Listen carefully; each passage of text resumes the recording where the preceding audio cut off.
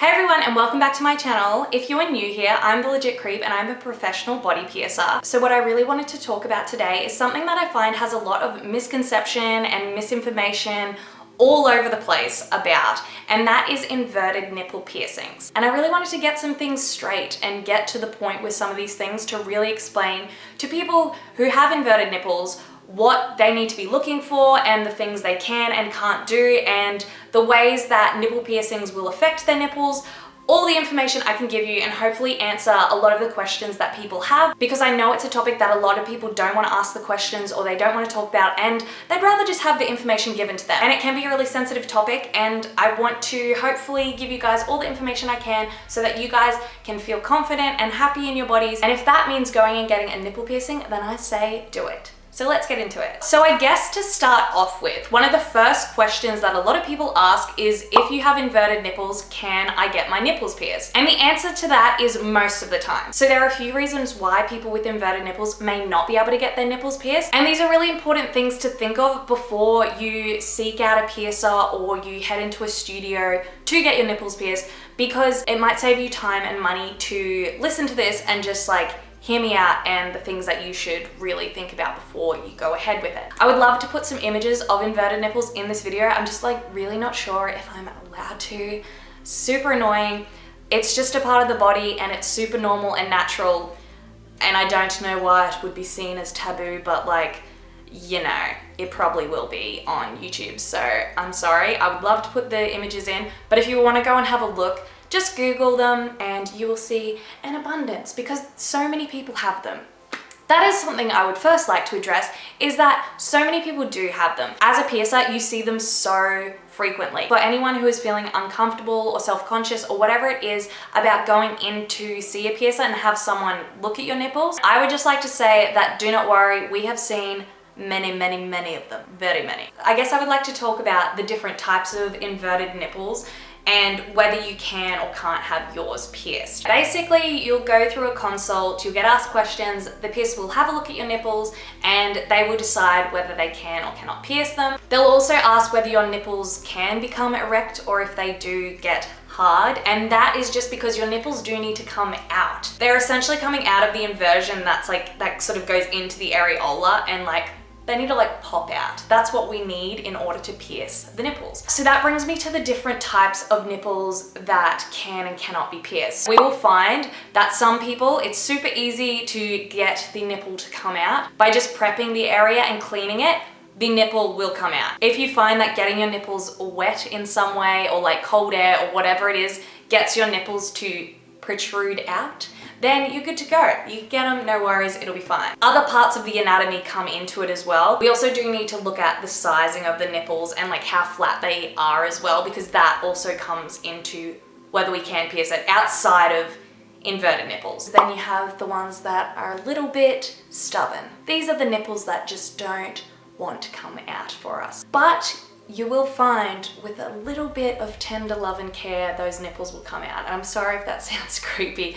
No piercer should be doing anything in a creepy way, and if they are, run for the damn hills and report the bust because that shouldn't be happening. Ignore me. What I mean by that is sometimes it requires a little bit more effort to get the nipple to come out. Sometimes that might mean by cleaning it, we're sort of like rubbing it over and over again. Not in a creepy way, I promise. I really promise this isn't creepy. Or we will, from immediately cleaning it, having the moisture still on the nipple, quickly put like a fan or some cool air onto it, and that like helps.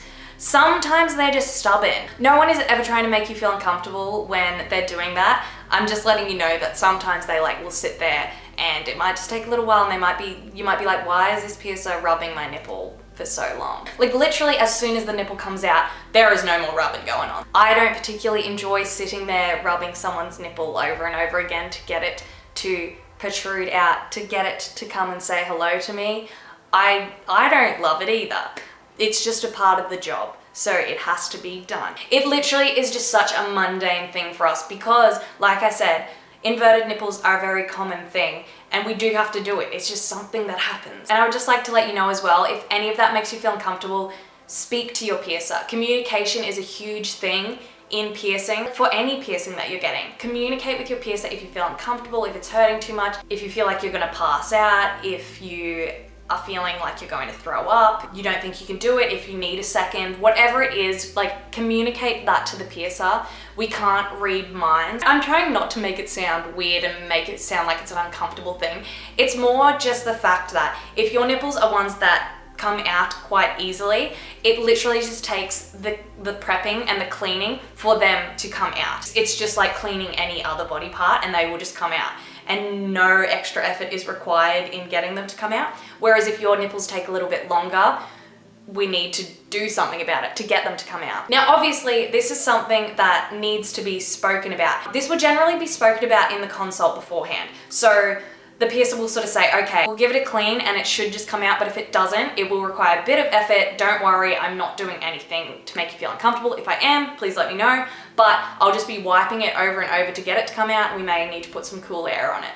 Along those lines, that needs to be discussed, just so you're aware of what's happening. So this is a reason why it is important to have a consult before. Now, consultations vary from studio to studio. Some studios don't have the time to go through a really lengthy consult with you. And the ones that can take you through a really lengthy consult are definitely the high-end studios, and I would recommend going to one of those studios if you have one near you or you can find one. However, no matter what studio you're going to, you should be having some sort of consult. To begin with, the piercer should definitely talk to you about your nipples. They should ask you questions and they'll ask you whether your nipples are inverted. Then you'll also go on to a examination, and don't worry, it's not weird or creepy or anything like that. We have to look at the nipples because we're going to have to look at the nipples to pierce them. Don't feel self-conscious or worried or anything like that, because a lot of people do feel really weird about that. They're like, do I have to show you? And I'm like, well, in order to pierce them, we kinda, yeah. Because sometimes consults are done once you've paid, you immediately like go into the clinic, you have a consult, and then you get pierced. It is best to let the piercer know before like you pay for it that you do have inverted nipples, because they may need to examine them before. Because I know some places are definitely like, once you've paid, you can't get your money back. Everywhere's different, everywhere is completely different, but it's like you're paying sort of for the whole service, and once you're in there, that begins the service. It really depends, but I just think it would be a good idea because it might be best to get them checked before. You will find some nipples are stubborn only on the day. You may have spoken to the client and they've told you that yes, their nipples will come out, they will get erect. However, on the day, no matter how long you like sit there and try to get them to come out, they just won't. That means for that day, you can't get them pierced. And there's nothing we can do about it, because you can't pierce the nipples that are still inverted. That also leads us to, if you have nipples that you've never seen get erect or they've never protruded out, unfortunately, you can't get your nipples pierced in that case, because the nipples do need to come out.